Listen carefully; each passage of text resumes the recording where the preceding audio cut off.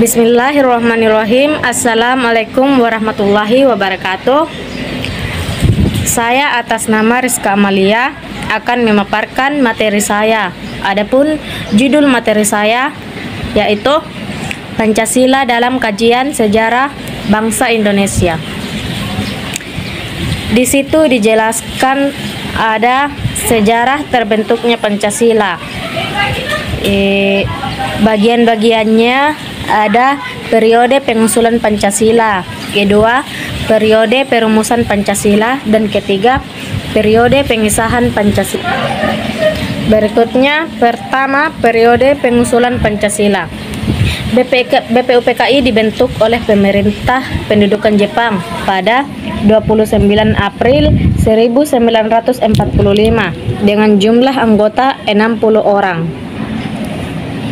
Sidang BPUPKI dilaksanakan pada tanggal 29 Mei 1945. Sebagaimana yang diketahui bahwa salah seorang pengusul dasar negara dalam sidang BPUPKI adalah Insinyur Soekarno yang berpidato pada 1 Juni 1945 dengan 5 gagasan tentang dasar negara, yaitu pertama, nasionalisme atau kebangsaan Indonesia. Kedua, internasionalisme atau peri kemanusiaan. Ketiga, mufakat atau demokrasi. Keempat, kesejahteraan sosial. Kelima, ketuhanan yang berkebudayaan. Berikutnya masuk ke 2, periode perumusan Pancasila. Di sini salah satu catatan penting dalam sejarah perjalanan perumusan Pancasila adalah disetujuinya naskah awal pembukaan hukum dasar yang kemudian dikenal dengan nama Piagam Jakarta. Pada alinea keempat, piagam tersebut terdapat rumusan Pancasila, yaitu ketuhanan dengan kewajiban menjalankan syariat Islam bagi pemeluknya. Kedua, kemanusiaan yang adil dan beradab. Ketiga, persatuan Indonesia. Keempat, kerakyatan yang dipimpin oleh hikmat kebijaksanaan dalam permusyawaratan perwakilan. Kelima, keadilan sosial bagi seluruh rakyat Indonesia.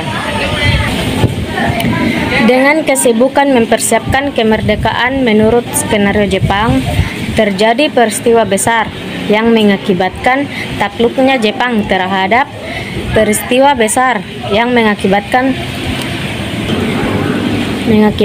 takluknya Jepang terhadap sekutu, yaitu jatuhnya bom atom di kota Hiroshima pada 6 Agustus 1945 dan Nagasaki pada 9 Agustus 1945, sehingga menjadikan kekuatan Jepang semakin lemah, sehingga membuat Jepang akhirnya menyerah tanpa syarat kepada sekutu pada 14 Agustus 1945. Kemudian masuk ke nomor 3, periode pengesahan Pancasila. Jepang menyerah kepada sekutu pada 14 Agustus 1945.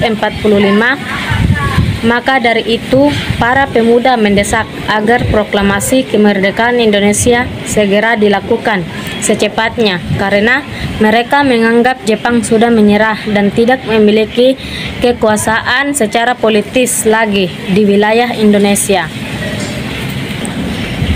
Kondisi seperti ini menimbulkan kesalahpahaman antara kelompok pemuda dan Soekarno dan kawan-kawan, sehingga para pemuda merencanakan untuk mengamankan Soekarno dan Muhammad Hatta ke Rengas Dengklok.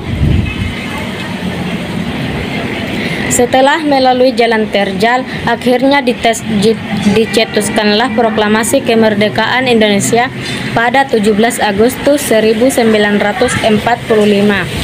Teks proklamasi kemerdekaan didektekkan oleh Muhammad Hatta dan ditulis oleh Insinyur Soekarno, selanjutnya diketik oleh Sayuti Melik. Pancasila yang disahkan oleh PPKI ternyata berbeda dengan rumusan Pancasila yang termasuk di dalam Piagam Jakarta. Hal ini terjadi karena adanya tuntutan dari wakil yang mengatasnamakan masyarakat Indonesia bagian timur yang menemui Bung Hatta dan mempertanyakan 7 kata di belakang kata ketuhanan, yaitu dengan kewajiban menjalankan syariat Islam bagi pemeluk-pemeluknya, sehingga disepakati oleh para pendiri bangsa untuk diganti dengan istilah ketuhanan yang Maha Esa, seperti Pancasila kita pada sekarang ini. Berikutnya masuk poin B, perkembangan pelaksanaan Pancasila dari masa ke masa. Ada awal kemerdekaan, kedua masa Orde Lama, ketiga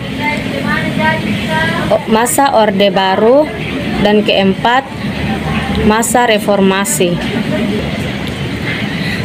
Pada masa awal kemerdekaan, dalam penerapan Pancasila di masa awal kemerdekaan ditemui banyak permasalahan, di antaranya pemberontakan PKI atau Partai Komunis Indonesia di Madiun pada 18 September 1948. Kedua, pemberontakan Darul Islam atau Tentara Islam Indonesia.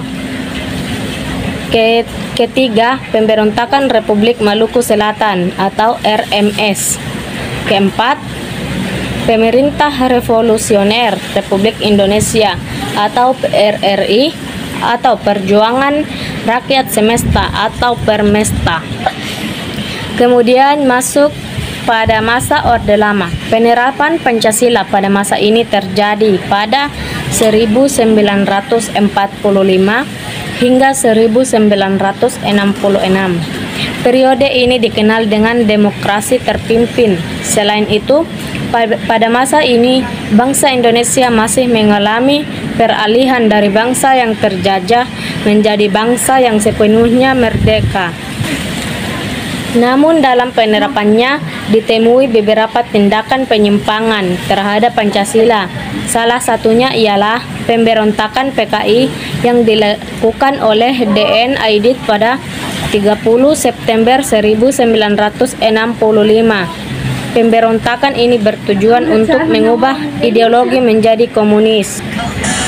Kemudian kita masuk pada masa Orde Baru. Masa Orde Baru dimulai saat Soeharto resmi ditetapkan menjadi presiden.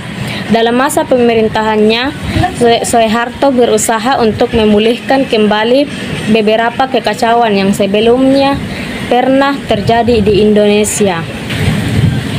Upaya pemulihan kembali ini ditandai dengan dibuatnya Repelita atau Rencana Pembangunan 5 tahun, diadakannya pemilu, pendidikan pelaksanaan pedoman penghayatan dan pengalaman Pancasila, serta pemerataan pembangunan. Tentunya, upaya pemulihan oleh Soeharto ini mengacu pada nilai yang terkandung dalam Pancasila. Contohnya, pemerataan pembangunan ini bisa dikaitkan dengan sila kelima Pancasila, yakni keadilan sosial bagi seluruh rakyat Indonesia. Dalam pemerintahan Soeharto juga ditemui beberapa masalah seperti kasus KKN atau korupsi, kolusi dan nepotisme. Selain itu, hak berpendapat juga dibatasi dan adanya duifungsi ABRI. Kemudian masuk pada masa reformasi atau masa sekarang, dan belum ada perubahan-perubahan lainnya. Pada masa ini dimulai saat Soeharto mundur dari jabatannya dan digantikan oleh B.J. Habibie. Dalam pemerintahannya, B.J. Habibie berusaha untuk memperbaiki sistem ekonomi, mereformasi bidang politik dan hukum, mengeluarkan Undang-Undang Nomor 9 Tahun 1998 tentang kemerdekaan menyatakan pendapat di muka umum dan lain-lain. Mulai pada masa reformasi, penerapan Pancasila sebagai ideologi negara terus diagungkan hingga saat ini. Tidak hanya itu, upaya penggantian ideologi Pancasila dengan ideologi lainnya juga berkurang. Masuk di poin yang terakhir, yaitu C. Makna yang dapat diambil dari mempelajari Pancasila. Sejarah perumusan Pancasila adalah ideologi Republik Indonesia dan memiliki sejarah yang baik dan dijadikan nama perumusan Pancasila. Isi Pancasila tidak hanya satu, tetapi ada berbagai jenis nama yang terkandung dalam kata-kata Pancasila.